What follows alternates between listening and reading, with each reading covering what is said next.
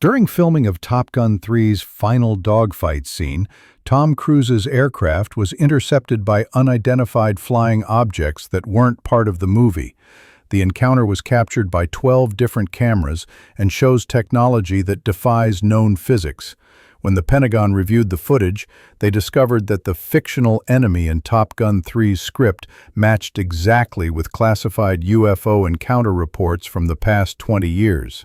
Tom hadn't been making a movie, he had been documenting an actual alien reconnaissance mission. August 15th, 2024. The Nevada desert was buzzing with the largest aviation film production in Hollywood history.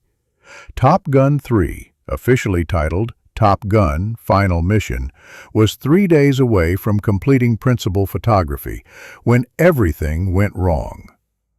Tom Cruise, now 62, but still insisting on doing his own flying, was piloting a modified F-18 Super Hornet for the movie's climactic dogfight sequence. The scene called for Maverick to engage multiple enemy aircraft in a final battle that would determine the fate of a classified military installation. Director Joseph Kosinski had planned the sequence down to the second. 12 camera aircraft would capture the action from every conceivable angle, including Tom's aircraft, which was equipped with internal cameras that recorded both his cockpit performance and the view ahead.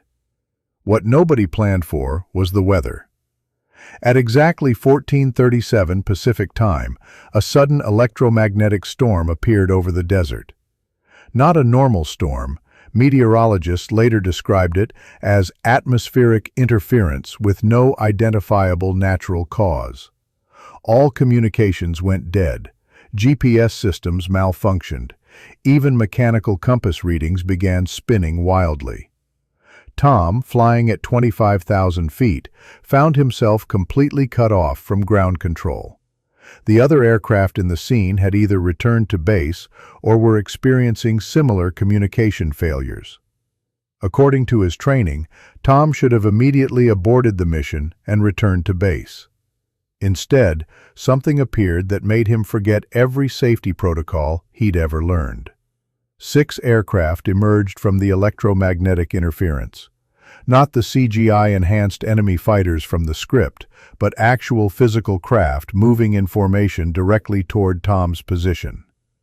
Their design was unlike anything in any Air Force inventory: smooth, seamless surfaces that seemed to bend light around them, with no visible engines or control surfaces. Tom's internal cockpit camera captured his exact words: "Control, I have visual on 6 unknown aircraft. Repeat, 6 unknown aircraft approaching from the northwest. These are not part of our exercise." No response from ground control. The electromagnetic interference was too strong. That's when the unknown aircraft did something that violated every law of physics Tom understood. They stopped in mid-air. Not slowed down or hovered like helicopters. They came to a complete stop while traveling at supersonic speeds, with no deceleration and no visible means of propulsion. Tom's cameras captured everything. What happened next was recorded by 12 different camera angles, creating the most comprehensive documentation of unidentified aerial phenomena in military history. But at the time, Tom thought he was still making a movie. The 6 unknown aircraft began moving in patterns that seemed to respond to Tom's flight path. When he banked left, they mirrored his movement. When he climbed, they climbed. When he dove, they dove, but always maintaining a perfect formation that suggested either incredible pilot skill or computer-controlled precision. Tom's training kicked in. If these were enemy aircraft, he needed to evaluate their capabilities and report back to command. If they were advanced prototypes being tested by his own military, he needed to avoid any actions that could be interpreted as hostile. But these craft weren't behaving like any human-operated vehicle. At 14:42, one of the unknown aircraft broke formation and approached Tom's Super Hornet. The cockpit cameras show Tom's instruments going haywire as the craft came within 200 feet. His altitude readings fluctuated wildly, his speed indicator showed impossible numbers, and his heads-up display began showing symbols that weren't part of any known avionics system. "Control, I need immediate assistance," Tom radioed, his voice steady despite the impossible situation. "Unknown aircraft is exhibiting flight characteristics that are, well, they're impossible." The approaching craft positioned itself directly in front of Tom's aircraft, close enough that he could see details of its construction. What he saw challenged everything he understood about aerodynamics and materials science. The craft's surface wasn't metal, composite, or any recognizable material. It seemed to shift and flow like liquid while maintaining a solid form. There were no seams, no rivets, no visible means of propulsion. Most impossibly, Tom could see through sections of the craft to the other side, as if parts of it existed in a different dimension. Tom's external cameras captured something even more disturbing. The craft was scanning his aircraft with beams of light that penetrated the Super Hornet's hull without causing damage. The light passed through solid metal as if it wasn't there, and everywhere it touched, Tom's instruments showed readings that made no sense. Then the unknown aircraft did something that would haunt Tom for the rest of his life. It projected an image onto his heads-up display, not a targeting lock or a threat warning, but a detailed schematic of his aircraft, showing structural weaknesses, fuel levels, ammunition status, and even his biological readings. They knew everything about him and his aircraft in seconds. The message was clear. They could have destroyed him at any moment, but they chose not to. As suddenly as they had appeared, the unknown aircraft departed. Not gradually, not with the acceleration curves of normal flight, they simply vanished, leaving behind only electromagnetic readings that Tom's instruments couldn't interpret.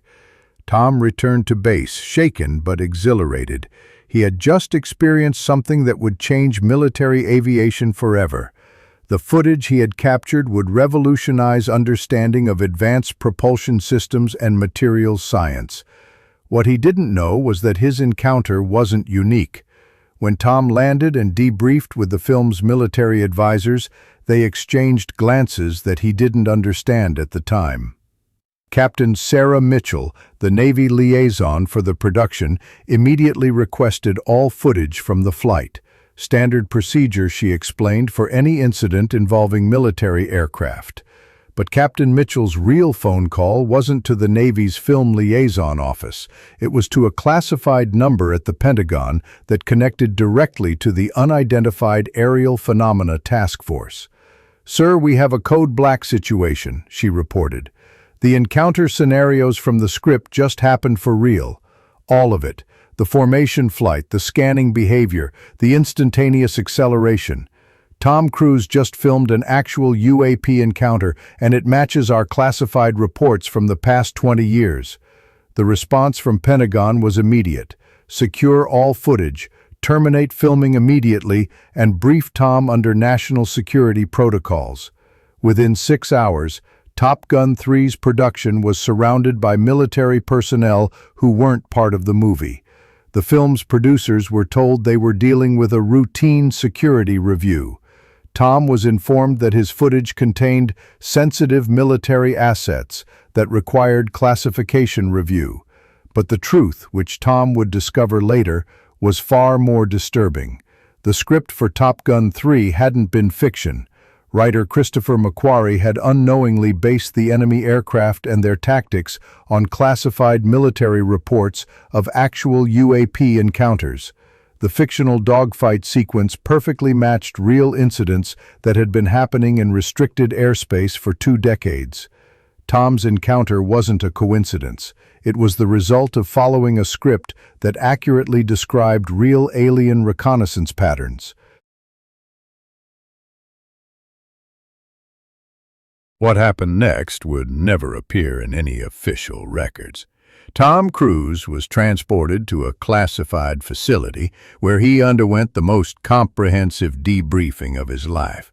not by movie executives or Navy public affairs officers, but by intelligence specialists who had been studying aerial phenomena since the 1940s.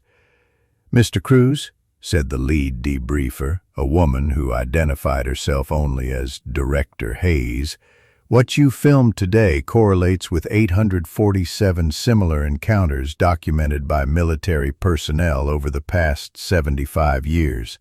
You have captured the most detailed footage of unidentified aerial phenomena in our possession." Tom was shown classified files containing reports from military pilots describing encounters identical to his own. The same aircraft designs, the same flight patterns, the same scanning behavior. The evidence was overwhelming. Earth had been under systematic observation by non-human intelligence for decades. "The question," Director Hayes continued, "is what we do with your footage. And with you." Tom learned that Top Gun 3's script had been based on a real military scenario called Operation Skywatch, a classified program to prepare pilots for encounters with advanced aircraft of unknown origin. The fictional enemy in the movie was actually a composite of every UAP encounter report filed by military personnel since 1947. "We've been preparing for this type of contact for decades," Hayes explained.